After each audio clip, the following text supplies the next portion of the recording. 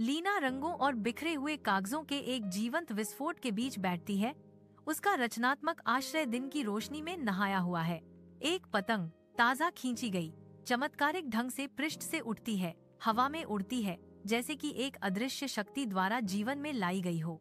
गुब्बारे कमरे में नाचते हुए उसकी आंखों में विस्मय भर जाता है। रंगीन पृष्ठभूमि के खिलाफ एक चंचल भूत। एक और झटके के साथ कैंडी का एक झरना साकार होता है।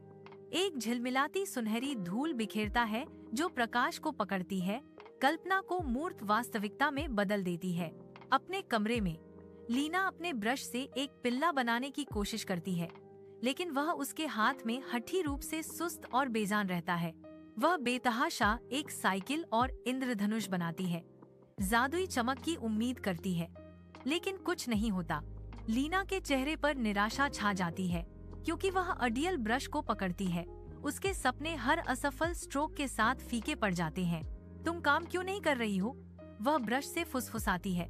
उसकी आवाज निराशा की भावना से भरी हुई है, क्योंकि उसे टॉमी की याद आती है।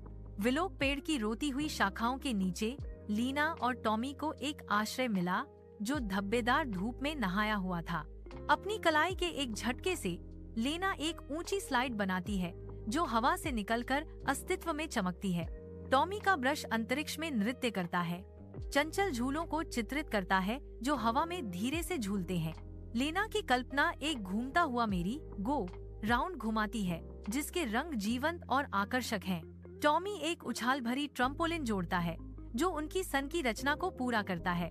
जैसे ही वे सामंजस्य में पेंट करते हैं, उनके ब्रश बढ़ती तीव्रता के साथ चमकते हैं, जो बच्चों को आकर्षित करने वाली खुशी का प्रतीक है।